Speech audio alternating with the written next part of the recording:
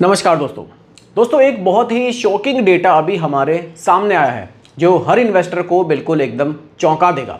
Mutual fund industry में अभी तक काफ़ी पैसा ऐसा है जो इन्वेस्टर ने अभी तक क्लेम ही नहीं किया। जी हाँ, आपने एकदम सही सुना। 2024-25 में म्यूचुअल फंड में लगभग 3400 करोड़ से ज़्यादा का पैसा अभी भी अनक्लेम्ड ही पड़ा हुआ है और सिर्फ एक साल में ये नंबर 21% तक बढ़ गया। सोचिए, इतना पैसा इन्वेस्टर का है लेकिन अभी तक बैंक अकाउंट तक आखिर पहुंचा ही नहीं है। ये वाकई एकदम शॉकिंग न्यूज़ हमें ये मिली है। दोस्तों, अब सवाल ये है कि ये पैसा आखिर अटका क्यों हुआ है। देखिए, म्यूचुअल फंड्स में अनक्लेम्ड मनी ना मेनली दो वजह से ही हो सकती है। पहला तो है डिविडेंड पे आउट जो इन्वेस्टर के अकाउंट में क्रेडिट ही नहीं हो पाया, और दूसरा है रिडम्पशन अमाउंट जो बैंक तक पहुंच नहीं पाया।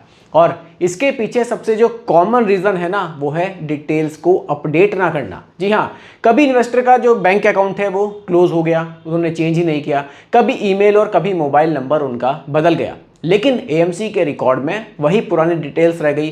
तो रिजल्ट क्या होता है कि जो आपका पैसा है वो अटक जाता है। देखिए दोस्तों, एक और इम्पॉर्टेंट पॉइंट यहाँ ये भी है कि नॉमिनी की डिटेल्स को हमें ज़रूर अपडेट करना चाहिए। कल इन्वेस्टर ने अपने पोर्टफोलियो में नॉमिनी मान लीजिए नहीं ऐड किया होता तो क्या होगा, जो हम नॉमिनी होंगे, अगर कोई ऐसी मिसहैपनिंग हो जाती है तो मतलब जो फैमिली है उसके लिए पैसा क्लेम करना एक बहुत मुश्किल टास्क बन जाएगा।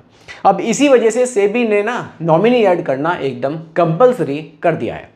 दोस्तों, अब ज़रा सोच कर देखिए, 3400 करोड़ रुपए की कोई छोटी अमाउंट नहीं है। ये आम आदमी का पैसा है। अगर एवरेज टिकट साइज 50,000 भी मान लो तो लाखों इन्वेस्टर का पैसा अभी भी पेंडिंग है।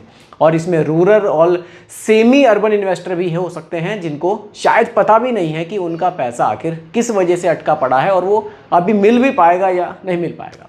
तो दोस्तों, ये न्यूज़ हमें एक लेसन भी देती है। सबसे पहला तो कि अपनी बैंक ईमेल आईडी और मोबाइल डिटेल्स को हमेशा अपडेट रखिए। दूसरा है नॉमिनी डिटेल्स हमेशा आप फिल करो। और तीसरा है कि अपना पोर्टफोलियो हमेशा ट्रैक करना सीख लो।